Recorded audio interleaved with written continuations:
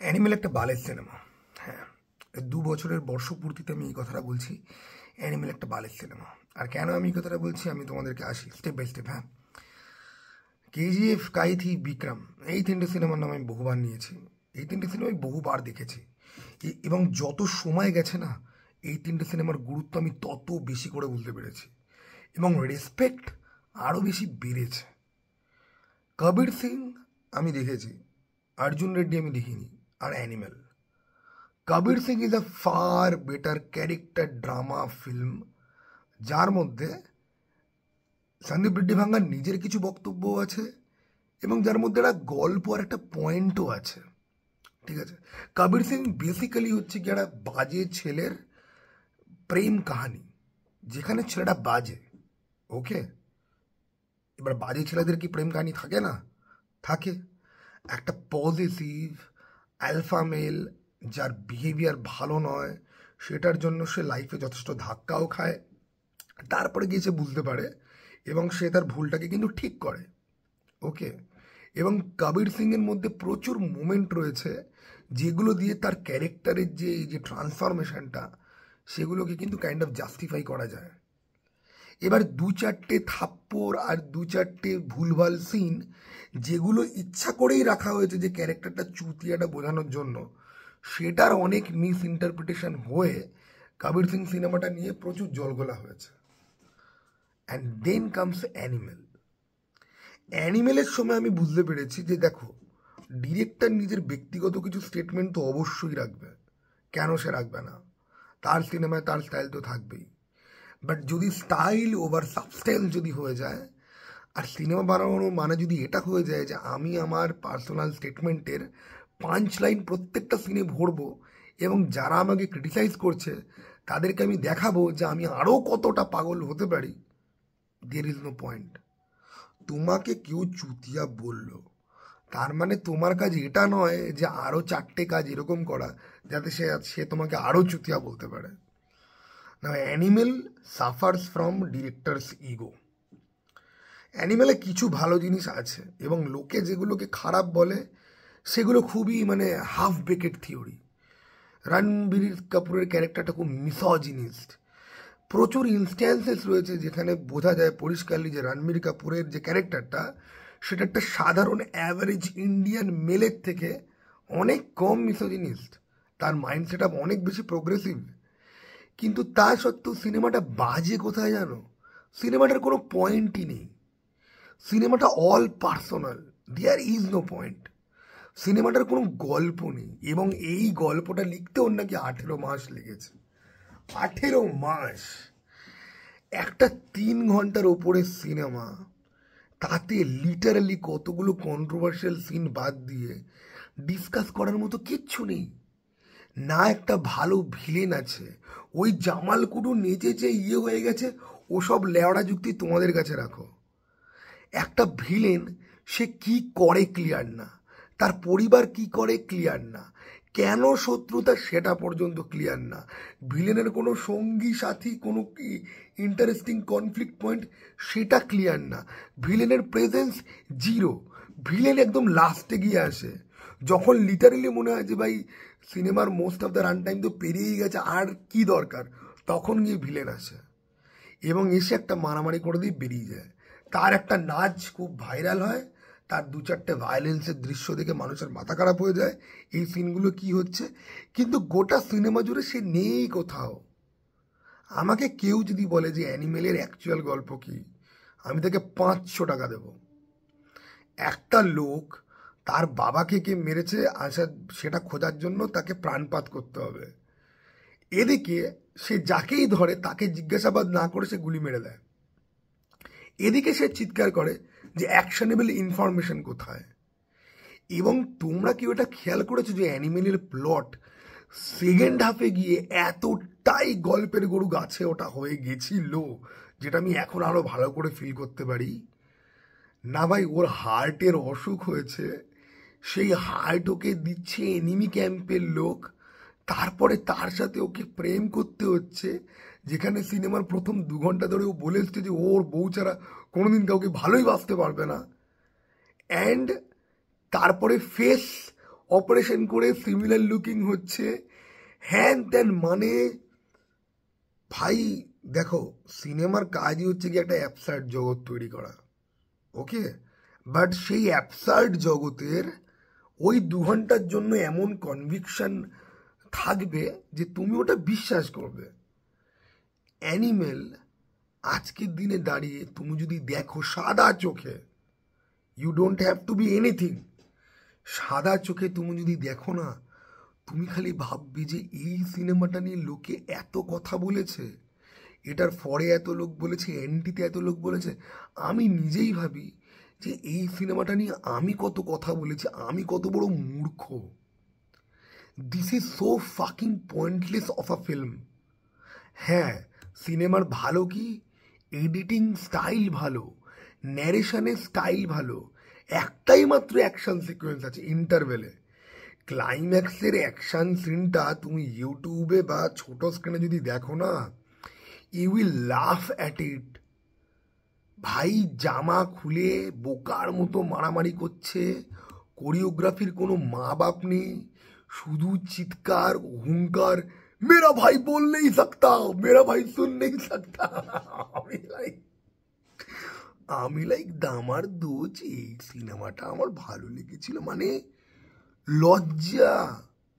যেরকম ধুম 3 হল থেকে বেরিয়ে আমি আমার বন্ধুকে বলেছিলাম, জানিস তো ভালো সিনেমার বিশেষত্ব হচ্ছে গিয়ে যেটা শেষ হয়ে গেলে পরে দুঃখ হয়। 2 মাস বাদে বাড়িতে ধুম 3 দেখি ভাবছি কি কি কি আমি কি বলেছিলাম এই সিনেমাটা নিয়ে। আমার এখন ঠিক সিমিলার টাইপের রিয়েলাইজেশন অ্যানিমেল নিয়ে হয়। কোনো গল্প নেই, কোনো ইউনিভার্স বিল্ডিং নেই, কোনো সাইড ক্যারেক্টার নেই, কোনো সাব প্লট নেই। No sub plot, no side character, no plot, কোনো ম্যাকগাফিন নেই, কোনো জিনিস নেই যেটাকে চেস করা হচ্ছে, কোনো পারপাস নেই, জাস্ট মিনিংলেস একটা সিনেমা। সেটার মেডিকেল প্রসিডিওর কি না, ওর হার্ট এ বুকে লাগিয়ে নিচ্ছে, ওর মুখ ও বদল করে নিচ্ছে, তারপরে গিয়ে ও খুন করবে। একটা লোক যে কন্টিনিউয়াসলি নিজের জাঙ্গিয়া নিয়ে কথা বলে, কখনো সেই জাঙ্গিয়া না পড়ে এসছে, ঠিক আছে মাঝে মাঝে আমিও জাঙ্গিয়া না পড়ে রাস্তায় বেরিয়ে যাই, কিন্তু আমাকে তো মারামারি করতে হয় না। এদিকে কি একটা সিন চলছে জাঙ্গিয়ার কাপড়ের কোয়ালিটি নিয়ে ভাই, এবং বউয়ের সাথে ঝগড়া করছে, ও অন্য মহিলার সঙ্গে শুয়ে এসছে, এবং ঝগড়া চলছে তো চলছেই। আমি খালি ভাবছি যে এই সিনটার সাথে মেন প্লটের কি সম্পর্ক ভাই, ঝগড়ার মধ্যে আবার বাবা মা চলে এলো। Animal is a fucking family drama, and the worst kind of family drama. গোটা সিনেমাতে মাত্র 2টো সিন ভালো। এক, ওর বোনের কলেজে ওর দিদিকে যারা উত্ত্যক্ত করবে তাদেরকেও খেলাতে যাবে, that is a brilliant scene. আরেকটা হচ্ছে কি ওর জামাইবাবুর সঙ্গে ওর তর্ক করা, ব্রিলিয়ান্ট সিন। তা বাদ দিয়ে ক্ষমা ঘেন্না করে ওই মানে গোটা 3.5 ঘন্টা 20 মিনিটের সিনেমা, এটার নাকি এক্সটেন্ডেড কাট আছে, যদি থাকেও আর কোনোদিন বার করো না। আমি ক্ষমা ঘেন্না করে ইন্টারভেলের ফাইটটা যদি ধরি, ওই একটা ফাইট গোটা সিনেমাতে, একটা ফাইট, আর বাকি যেগুলো রয়েছে শুধু গুলিগোলা, ওগুলো ফাইট না। আর ওই ইন্টারভেলের ফাইটটার মধ্যেও 90% গুলিগোলাই, হ্যান্ড টু হ্যান্ড ফাইট একটুখানি তো আছে। আর ক্লাইম্যাক্স ভাই, অন্য একটা দেশে গেলি, বোম বুলেট নিয়ে, নিজের প্রাইভেট প্লেন নিয়ে দিব্যি গোলাগুলি মারলি, কোনো কনসিকুয়েন্স নেই। ঠিক আছে চল, ইন্ডিয়াতে তোর বাবা বিশাল বড় শিল্পপতি, সিএম পর্যন্ত তোর বাড়িতে আছে, তোর বাবার জন্মদিনে আছে, চল ইন্ডিয়াতে তুই একটা হোটেলের মধ্যে 500 লোককে গুলি মেরে তুই উড়িয়ে দিলি, গোটা হোটেল ধ্বংস হয়ে গেল, হোটেলের স্টাফরা মরে গেল, কোনো পুলিশ তোকে তাড়া করতে এলো না, চল আন্ডারস্ট্যান্ডেবল। চল আমি ধরে নিচ্ছি, যে আদানি আম্বানির ভারতবর্ষের একটা ফিকশনাল ভার্সান আমি ওখানে দেখছি, যেখানে শিল্পপতির ছেলে গাড়ি চাপা দিয়ে মারলে পরে পুলিশ আসে না, অথবা পুলিশ এলে পরে ওই রিপোর্ট জাল করে, চল আমি মেনে নিচ্ছি। তুই ইন্টারন্যাশনাল বর্ডার পেরিয়ে তুই ভাই অন্য দেশে চলে গেলি, সেখানে কোনো পুলিশ এলো না তোর পেছনে। এবং ওই যে রান অ্যাওয়ে, তো প্রাইভেট রান অ্যাওয়ে আছে, বিজনেসটা কি? আর যদি এই যে এই আবরার, এই যে পুরো এই ববি দেওয়ালের যে পুরো যে সেগমেন্টটা, ভাই তোরা তো যথেষ্ট প্রতিপত্তি করে নিয়েছিস। এ না হয় স্টিল ফ্যাক্টরির মালিকের ছেলে, যার যার বাবার বাবা তোর বাবার বাবাকে ধোকা দিয়েছিল, বিজনেস থেকে বার করে দিয়েছিল।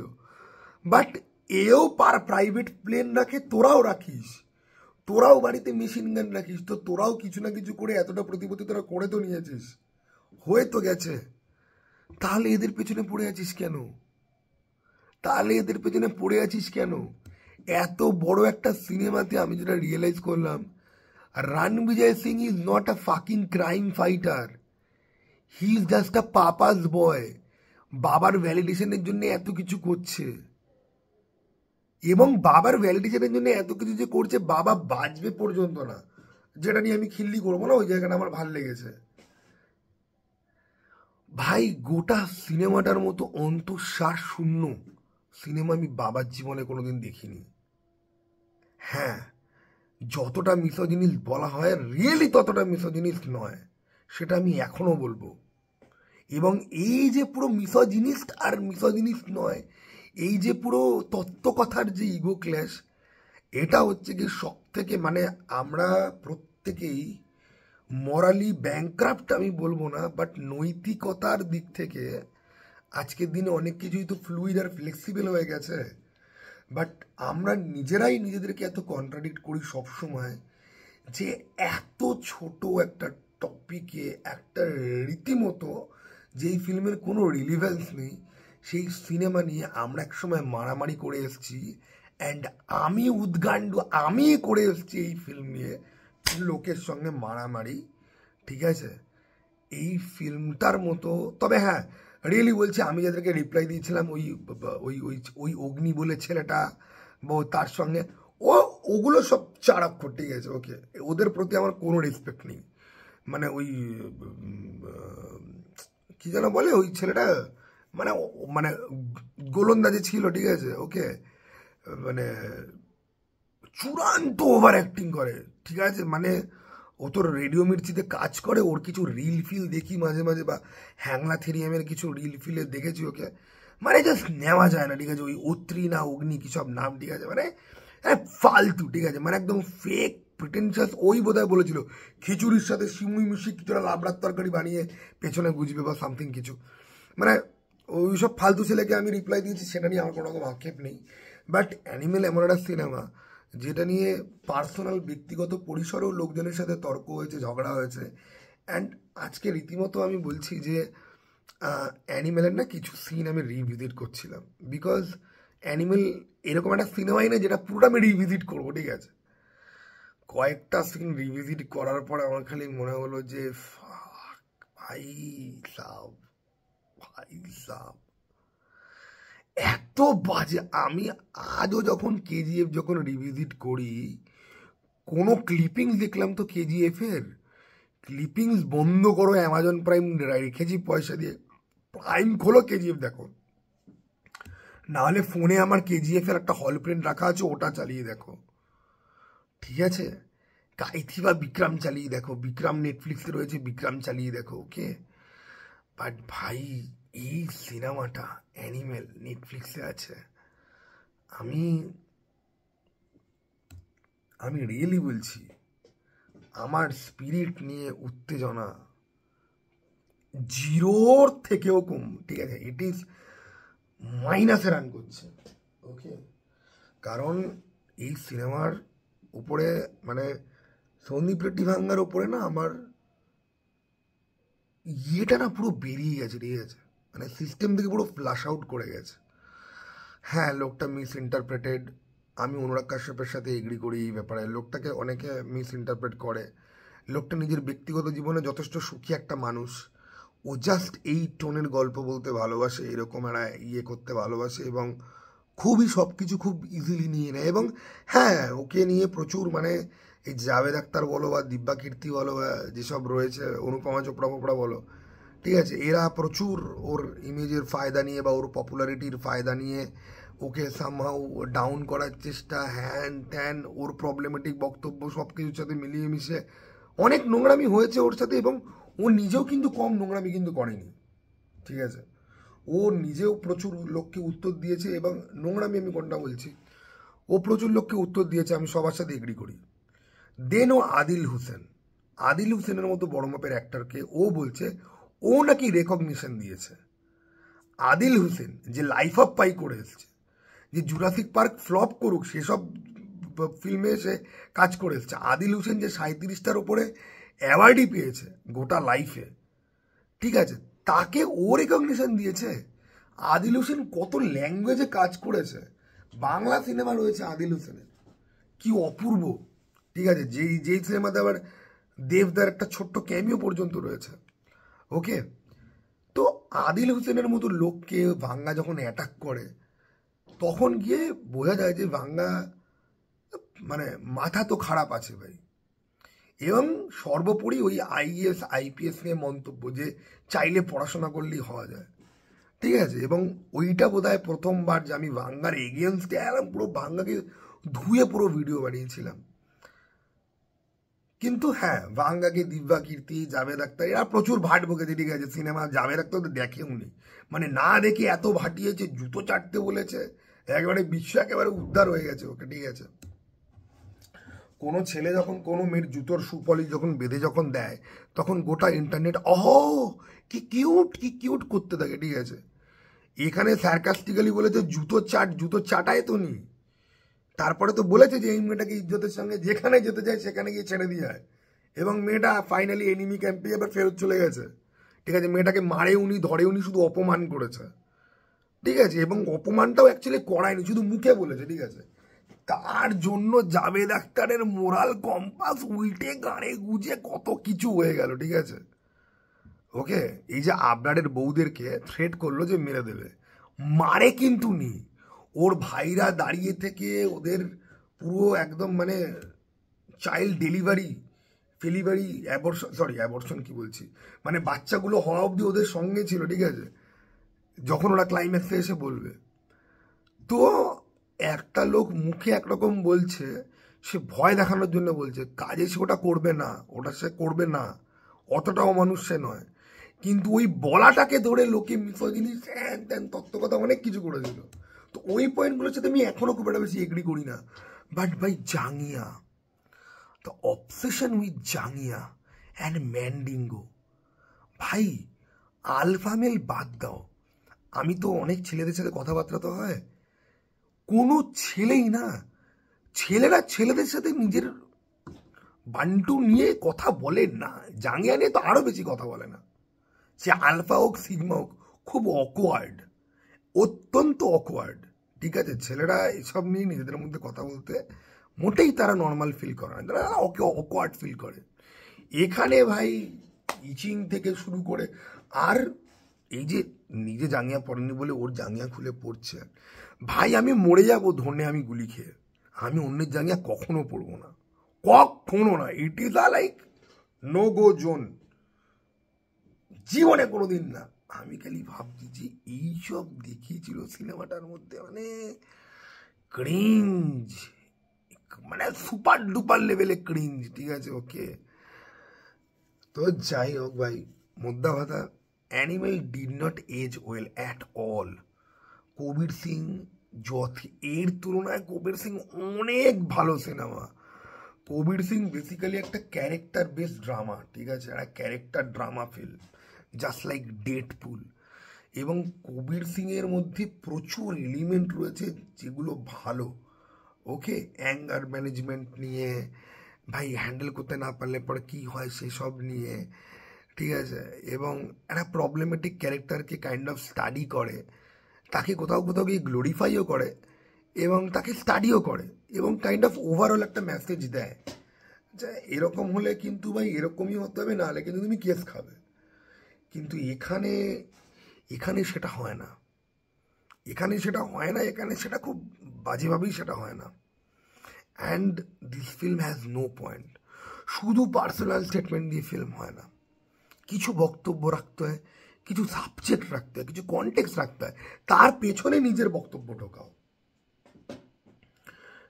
Film is not talking head video, this is talking head video. এখানে আমি আমার ওপিনিয়ন দেওয়া ছাড়া তোমাকে কোনো ক্রিয়েটিভিটি আমি দেখাতে পারবো না। But a film, it is not a talking head video. তোমাকে কিছু দেখাতে হবে, আর তার ব্যাকড্রপে তোমার মেসেজটা লুকিয়ে থাকবে। ওকে, তার ব্যাকড্রপে একটা মেসেজ তোমাকে দিতে হবে, তার ব্যাকড্রপে তোমার কিছু পার্সোনাল স্টেটমেন্ট থাকবে, সেটার তুমি ফুটেই তুলবে তোমার স্টাইল দিয়ে, দেন আমরা সেটা ডিকোড করে বুঝবো যে এই ব্যাপার। Okay, but Animal sadly it is just a bad film and it really did not age well. তো এনিওয়ে, এটা ছিল আমার ভিডিও। চলো টাটা, বাই, আবার যেন দেখা পাই।